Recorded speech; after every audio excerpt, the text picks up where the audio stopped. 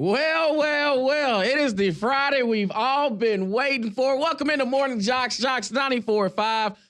Damian Mitchell, Conrad Van Order, and you as well, our wonderful listeners, on this Final Score Friday. Y'all know how we do it. Your text messages, your calls at 205-834-9450. All we ask for is the final score for the games. And I think there's going to be a nice little balance in between a lot of these games. Of course, Auburn taking on Missouri. That game, starts you off at 11 o'clock. Then about 2:30 from old Knoxville, Tennessee. It's the, to me, I think it's the biggest game in the SEC. It's the biggest rivalry game in the SEC because we know what the biggest game in the SEC is. That's number one ranked team in the nation in it.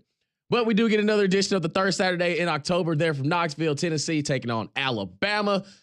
Then, of course, we wrap things off at the nightcap with Texas Longhorns taking on the Georgia Bulldogs and a host of other games on throughout the day. So on Final Score Friday, all we ask for you is what do you think the final score of these games would be? You send them in. You call them in, 205-834-9450.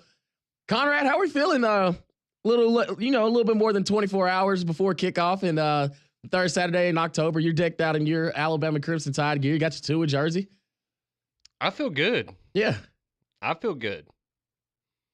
That's good. I'm not too worried about it. Really? So you're very confident?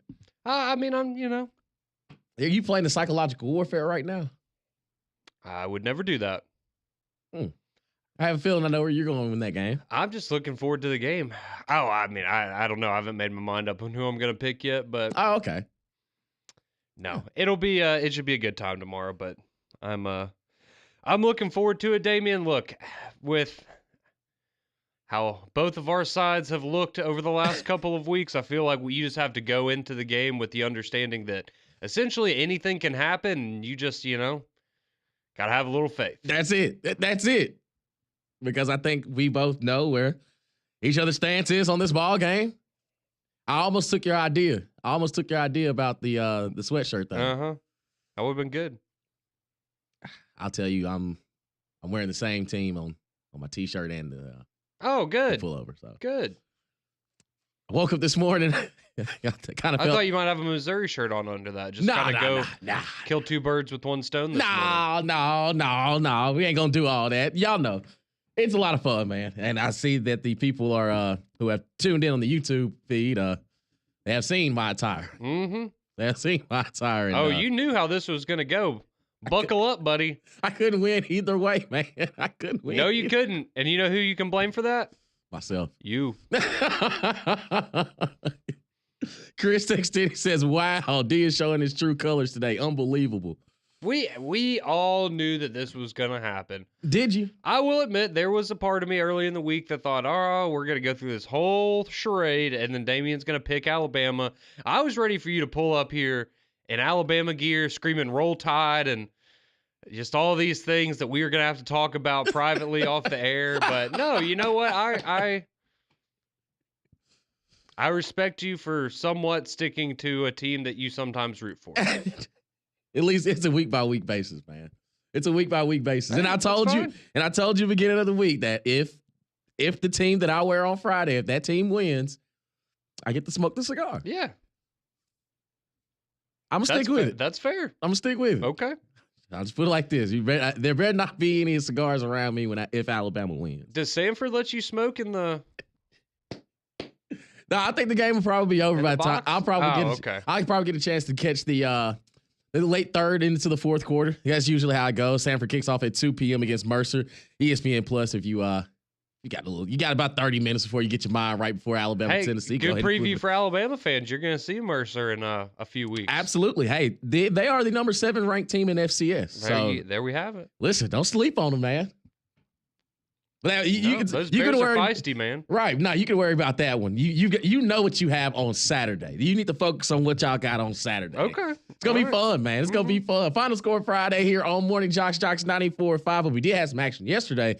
Conrad, one, where do you want to start on the baseball front and go ahead and rip the Band-Aid off? Yeah, we'll go ahead and do that. And I will say this beforehand.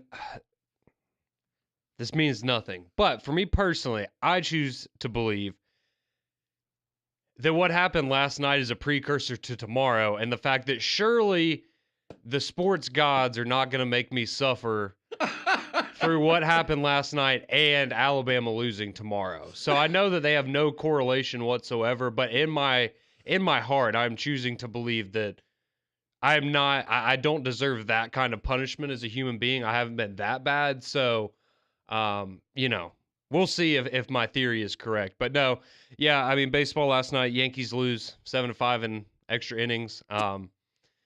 It was that was a heck of a baseball game. I'll just say that. It was. I mean, if you are somebody that I don't know how you could watch that baseball game last night and not love at least postseason baseball because the Guardians were in control for about 2.5 hours, and then you get to the 8th inning, and Aaron Judge, who had not been great in the postseason so far, hits a home run to make it 3-3.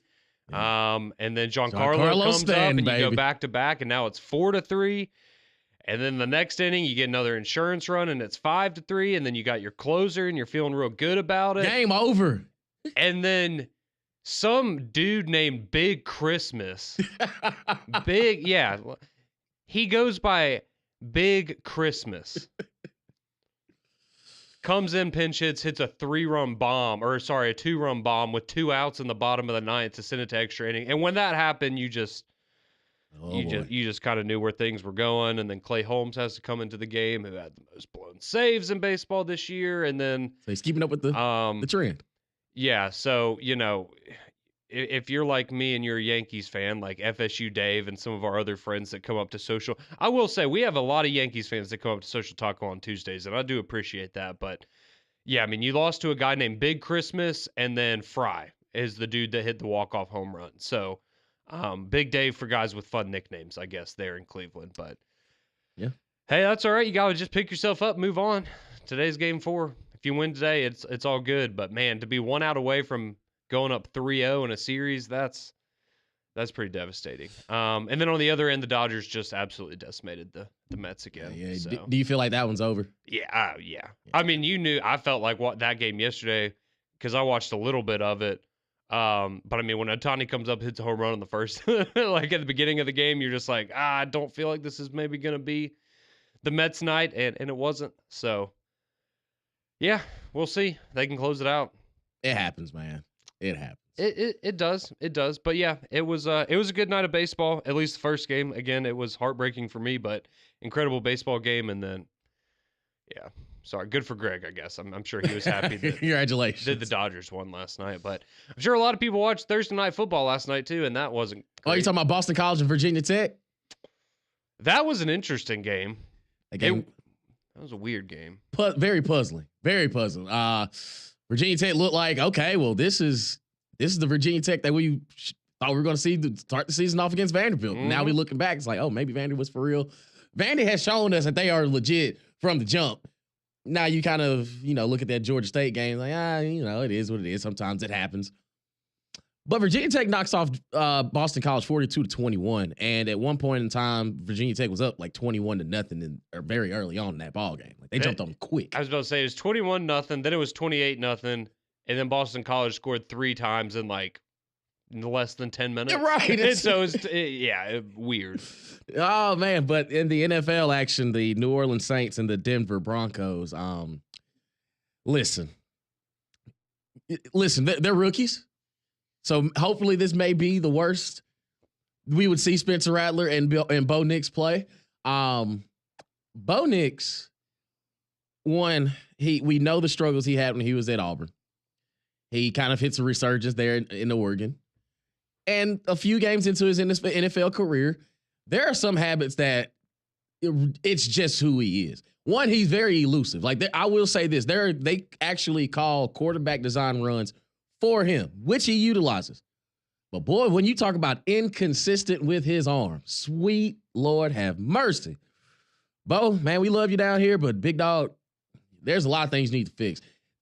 I have never seen this happen before.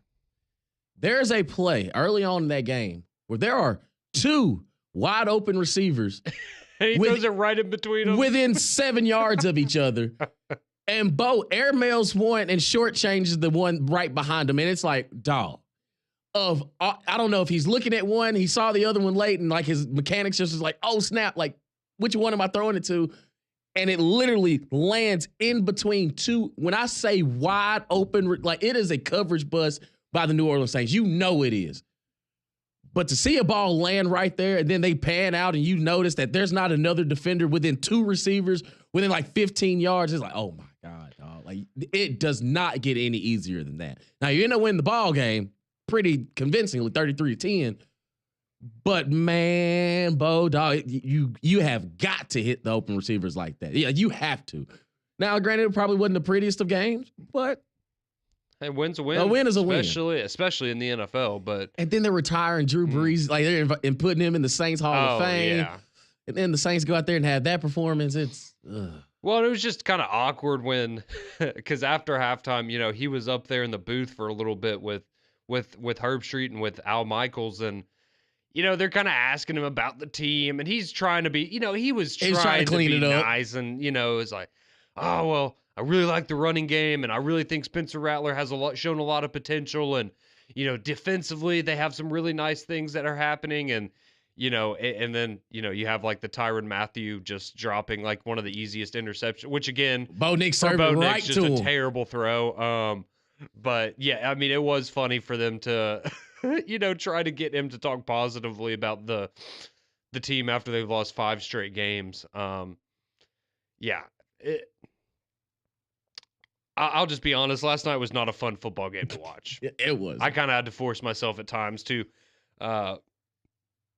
make it all the way through, just because it was. I mean. You can't really knock on Bo Nix too much because he's found a way to win some football games. They're 4-1 in their last 5. Like, right, he's figuring ways out to win football games, and he's not turning the ball over now. Which that was kind of a thing. The first couple of games is he was turning the ball over. Now he's not turning the ball over, but he's also not making the plays that you need him to make. And you know, you look at his game last night, and you're like, oh, okay, he had pretty solid, 165 passing yards, did some stuff with his legs, like not a bad game, but then you look at some of the missed throws and it's, man, you should have easily had, 230 yards and at least a touchdown or two last night. Like, and it's just missed opportunities. And, in a game like last night where the Saints are starting their 3rd string quarterback and you're missing your best receivers and, you can go out there and play like that and win big, but you play in a division with a particular team that if you really want to compete with the big boys, you're going to have to find a way to beat the Chiefs. And, I don't know. That just it works, though. But I will say their defense is exceptional. Yes. The Broncos' defense, and even with Surtain out, who's their best player. They're smothering, man. They were very, very good. They definitely are. Yeah, they're up there. They're one of the best defenses in the NFL right now. So that was a big part of the win last night. You got to feel good about that if you're a Broncos fan. But, Bo Nix will figure it out, maybe, possibly. I don't know, man. There's some Will Levis-like qualities in some of the throws that he makes.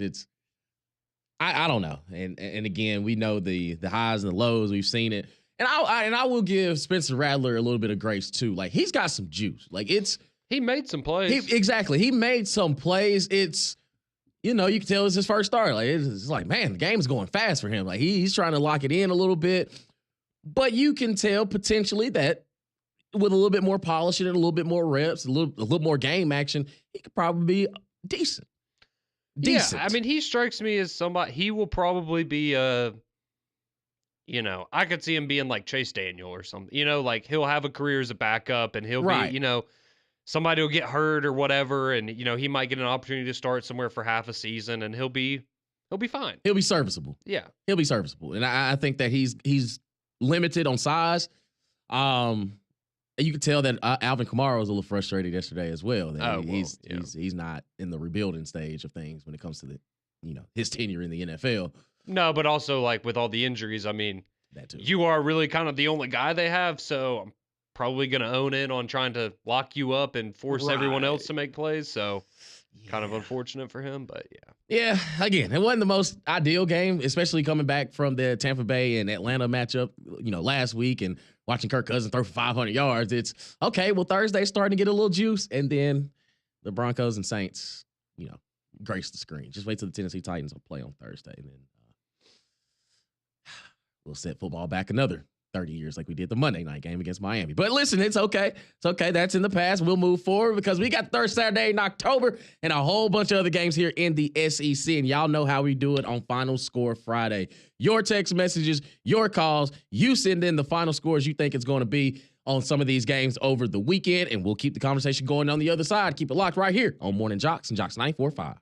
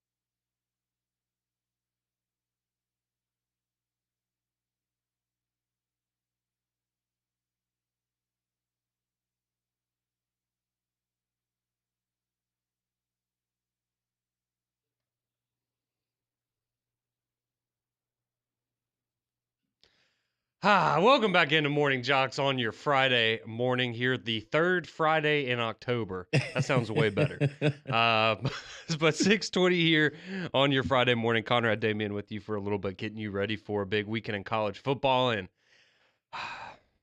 that one never gets old. It doesn't. It doesn't. It does set the tone for. Can you relate? Nah. Oh, okay. Can't. Sorry. I don't have those feelings. But I understand where they come from. It's a rivalry. You know, the hate is real. Well, I mean, you've been hating Alabama since you were a little kid. Stop that. No, I have not. Just like how you were raised as a Tennessee fan. You've been, I mean. The lies. No, don't spread that. Don't do that. You know, I've been rolling with the Tide for a long time. It's just this week. Oh, really? Yeah, it's just this week. I went with my heart, not my head.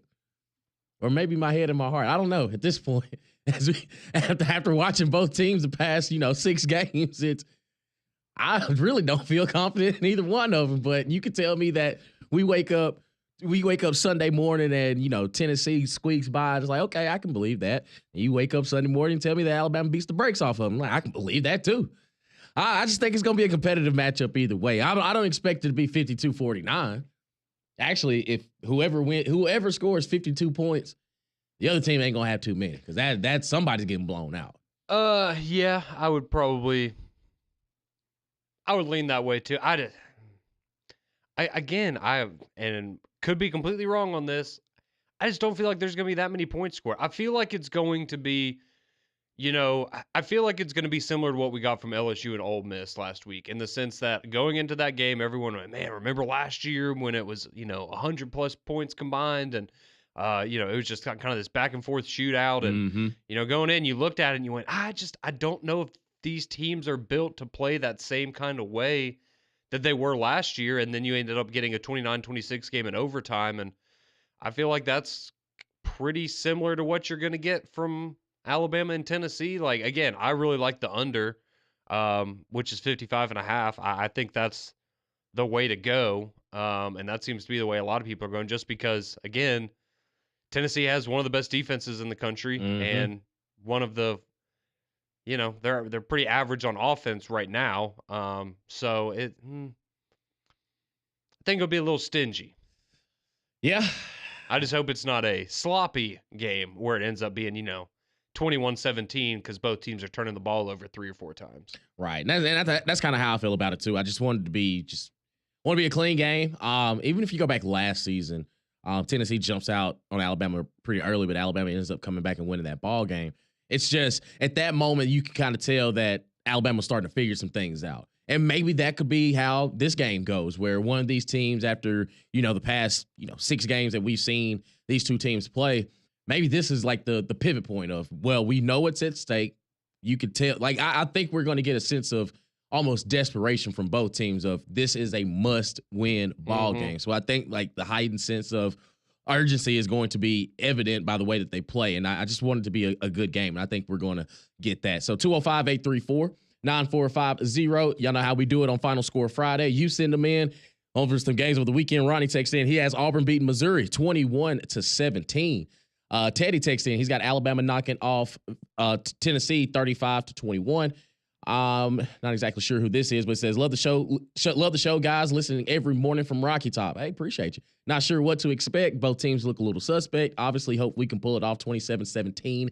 Go Vols. Okay. Got that one. Big John texts in. He's got Tennessee knocking off Alabama 34-27. Auburn upsetting Missouri 28-27. Texas over Georgia 35-31. Mike from Hayden.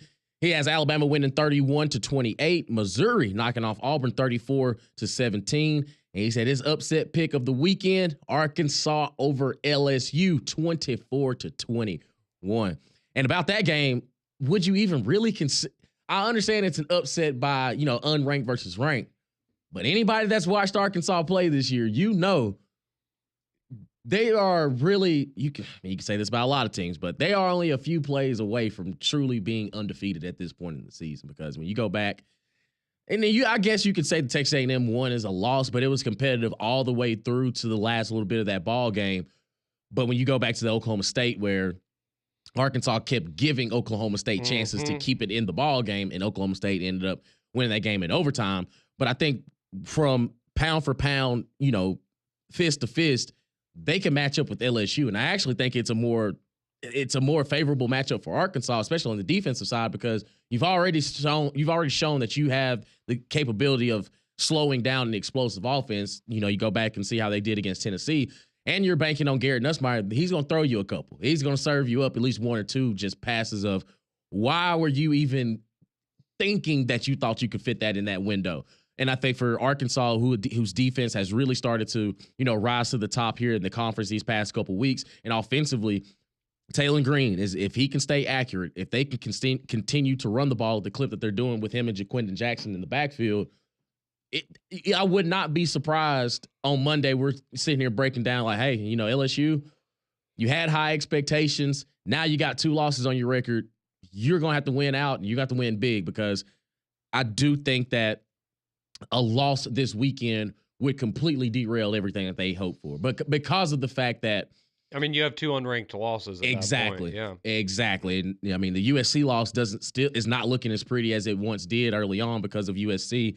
Now that the Big Ten schedule has started to pick up for them, they're dropping a few games here and there.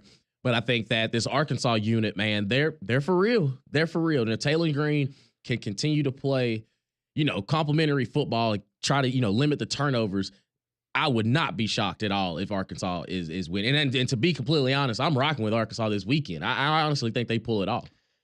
Yeah, I'm kind of in the same boat as you. Again, it is an upset, but not really, in the sense of I think that Arkansas has a very good chance to. It's not like, oh well, if a ball bounces their way a couple of times, and maybe LSU turns the ball over 3 times or something, they have a chance to win. No, like, I think just toe to toe, like, I think they have a good shot as winning that football game as LSU does. And you go back over the last few years, and those were some pretty rough Arkansas teams. And I mean, we know what they did in Bryant-Denny Stadium last year, but you go back the last 4 times these teams have played, every single one of those games is decided by 3 points. Exactly 3 points. Mm-hmm. All 4 of their last matchups. So, and this Arkansas team's better than those were. So that doesn't mean they're going to win the football game, but I think it's just going to be a great game. Even if, regardless of how it goes, I think ultimately it's going to be a very competitive game.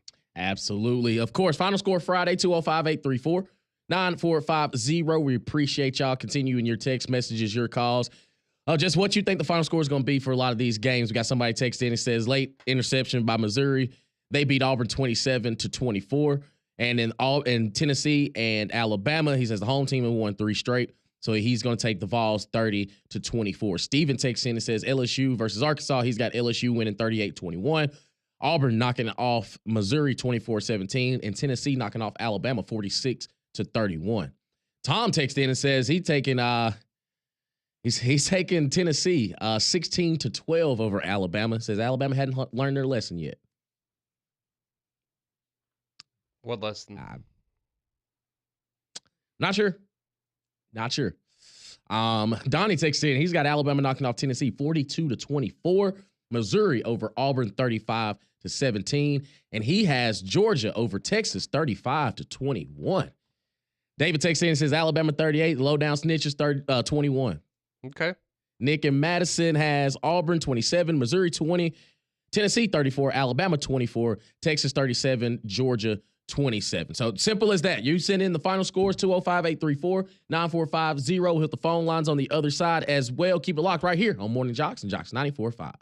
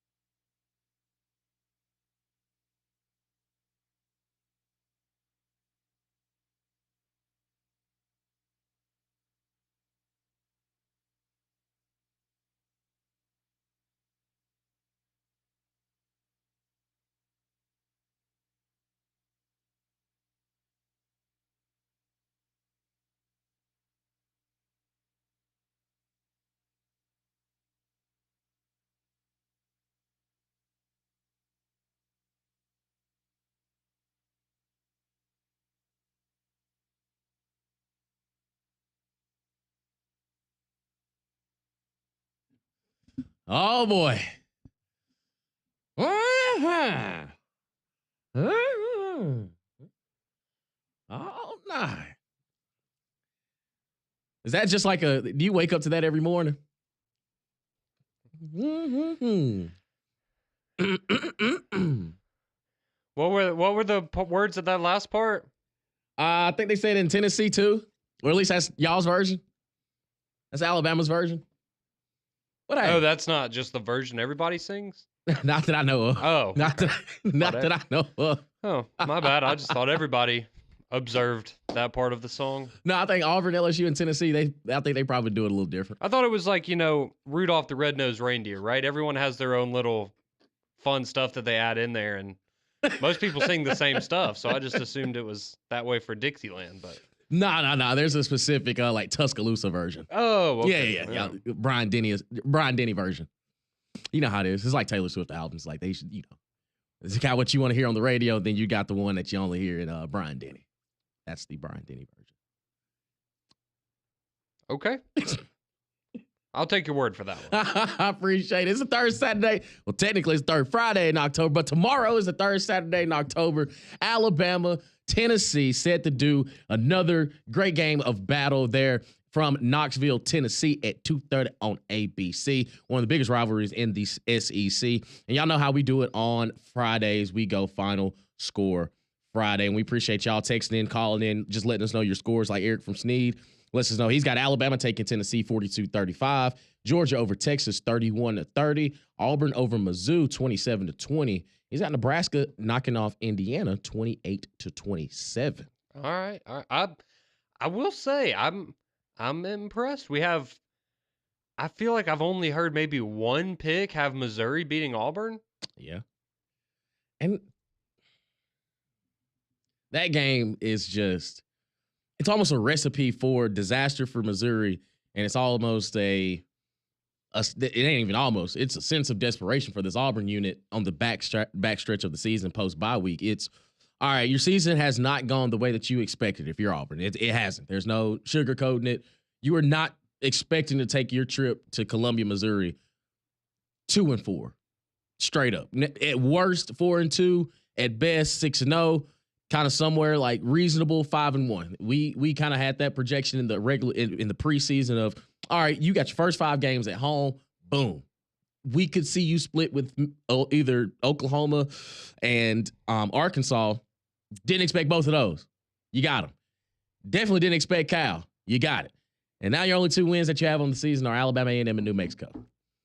And every week we would hear Hugh Freeze saying we got to find a way, we got to give 27 the ball. He comes after the bye week and says they're going to make it a point to give Jarquez Hunter the ball. And if that is the recipe that you are taking up there to Columbia, Missouri, truly, truly do it. That's all we ask is just do it. Show us that you really believe that you can hand this thing to Jarquez Hunter and let the engine turn, let the engine roll as far as it possibly can. Take it off of Peyton Thorne. Make it easier for him, because with any quarterback could tell you, a strong run game makes my job a lot easier.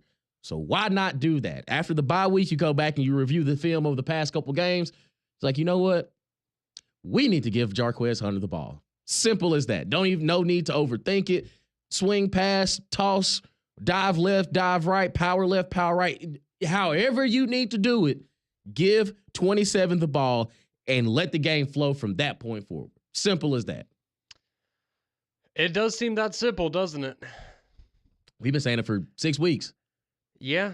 And, again, for this game, coming off of the bye week, I am willing to believe that Hugh Freeze is going to do what he says.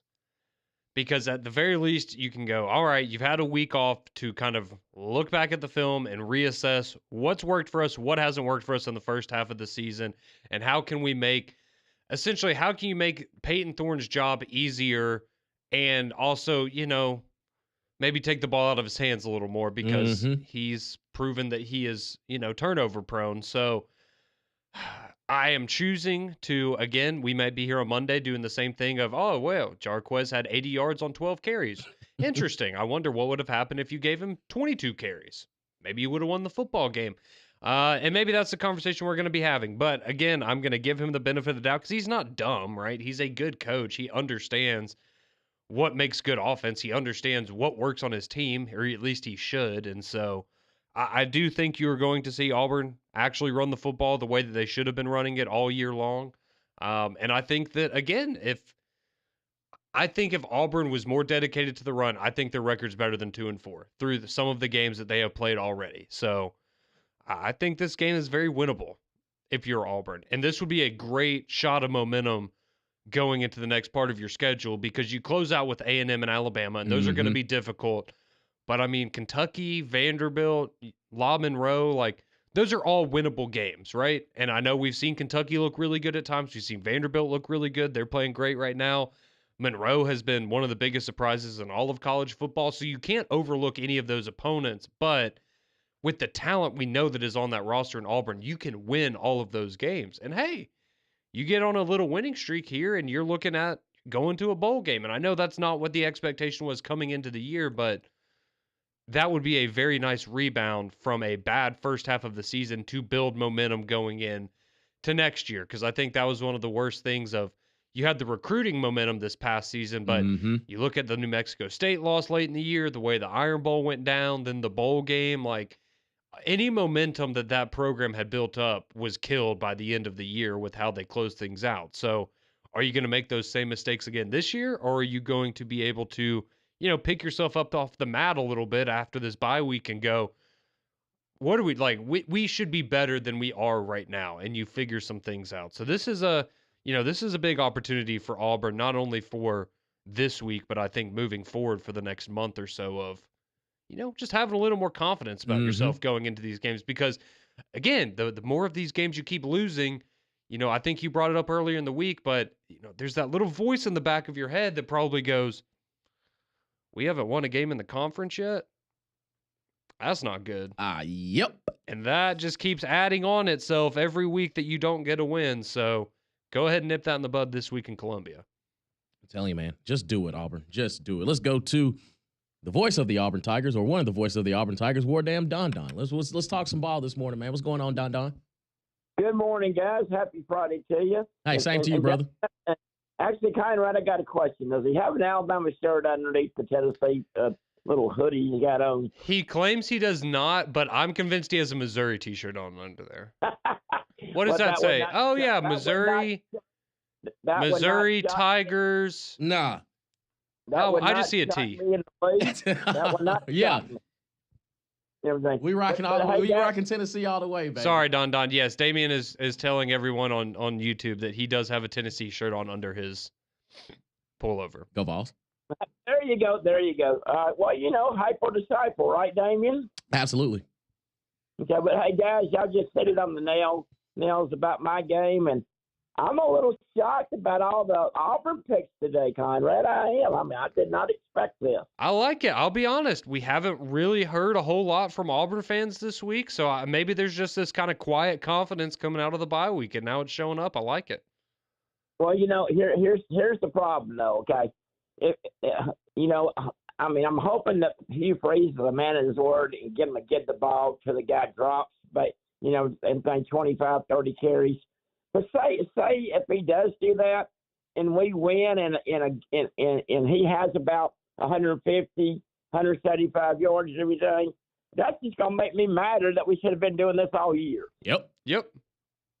And everything, but I mean, on a bye week and everything, I mean, me, I keep up with it every day. Everybody out there knows that and everything. I really, really like our chances in this game, and I'm gonna stick on my score of 24-17. I've been saying it all week, and a lot of people did pick Auburn to win by one touchdown. And Conrad, buddy, like I always say, this will bring you luck. 28-24 Tennessee. Okay. And then the pick of the week and everything. I hope PG is listening and everything. I like Florida 21-17 over Kentucky. All right, I like it, Don. Who do you like in Texas, Georgia? You have a pick for that one? That, you know what? I don't. But on my office pool picks, I picked the over in that game. I think with Georgia's offense, I think that's going to be a high scoring game. And Tennessee, I mean, Texas has got a good offense too, so I expect a high-scoring game in that game. If I was forced to make a pick, I would pick Texas about, say, 31-28. All righty, Don. I like it, man. Good picks. We appreciate you, Don. Right. Thank you, guys.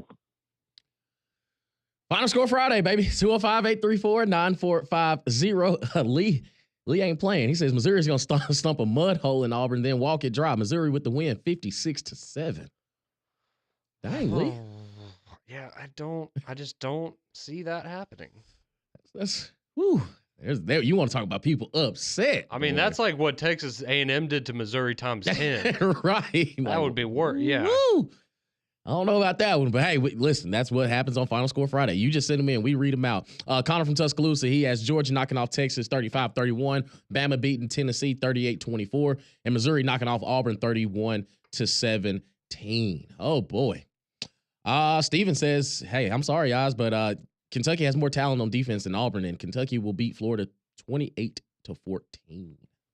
Yeah, I mean, Kentucky has one of the best defenses legitimately in the country. Make no mistake. There's a reason they beat Ole Miss, and it's not because of their offense. You ain't lying, boy. Brock Vandegrift. God, he's a little tough. He's a tough watch. Brandon from Tuscaloosa has Tennessee knocking off Alabama 24-21, Texas over Georgia 31-24, LSU over Arkansas 27-24, Auburn over Missouri 24-17. We return here on Morning JOX. It's time to give you some picks for the weekend. Make sure you get a couple dollars in your pocket, depending on how we go with our heart, not our heads, or with our heads and not our heart. But nonetheless, we're going to put some money in your pocket. Keep it locked right here on Morning JOX and JOX 94.5.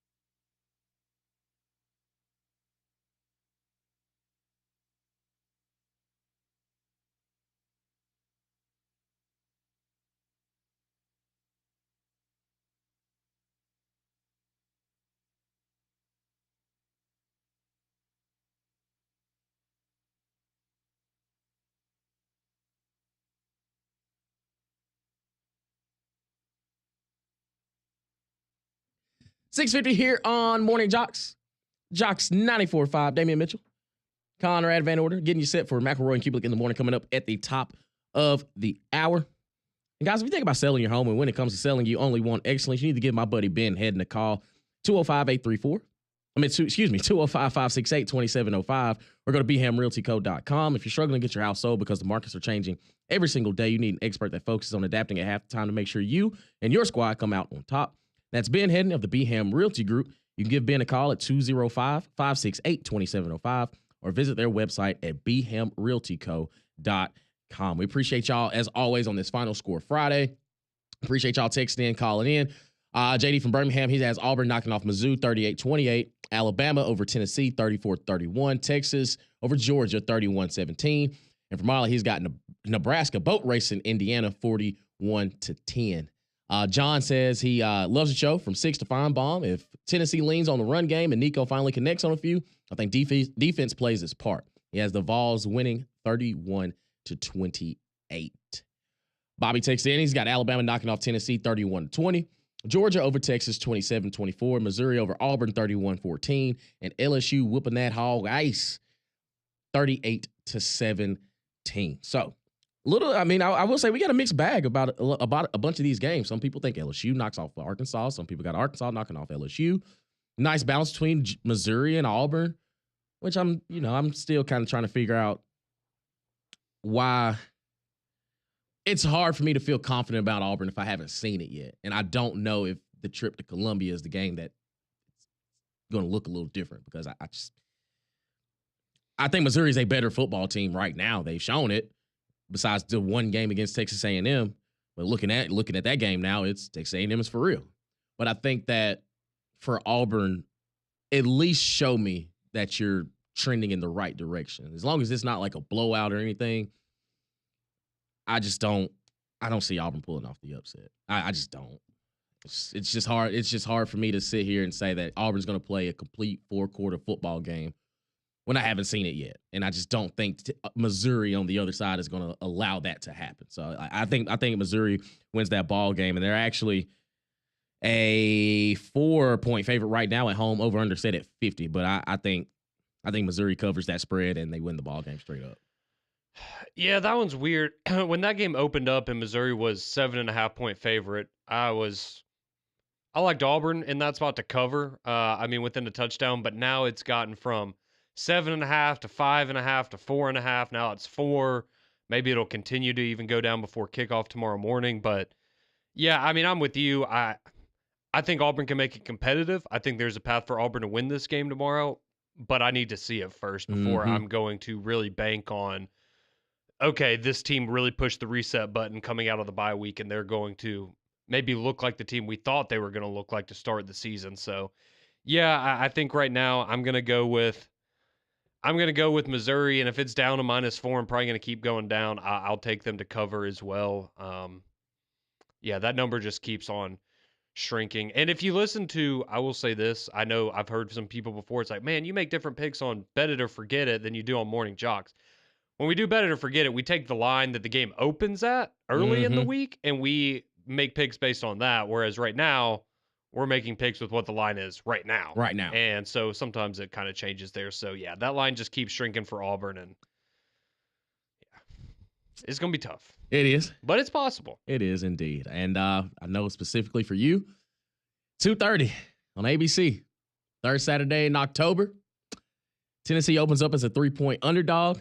Over under set at 57 right now. I think you pretty much know where I'm going with this one. Yeah, what's your score, though? My score? I've got Tennessee knocking off Alabama 31-28. Okay. I got Alabama winning 27-20. Okay. So you got your cigar ready? I do. Do you? Yeah, I got one ready. Okay. Yeah, we'll be good to go. Yeah. We'll be good to go. I feel good about that one. All right, how about Texas, Georgia? I think Georgia wins. I think Texas wins. I think Texas is the most complete team in college football right now. And I just think Georgia right now is still kind of finding themselves. They're asking too much of Carson Beck. Give me Texas. I say like 28-21. Yeah, that's pretty good. I think it's going to be a little more higher scoring. I'll take Texas 35-30. I think it's going to be a great football game. I just think Texas has a little too much firepower, and Georgia likes to start slow. So if they do that, it could be a long day, but it's going to be a great weekend, man. I'm telling you. I can't wait. Starting at 11 a.m. tomorrow, man. Hey, smoke them if you got them. Smoke them if you got them. Conrad says roll tide. I say go Vols this weekend.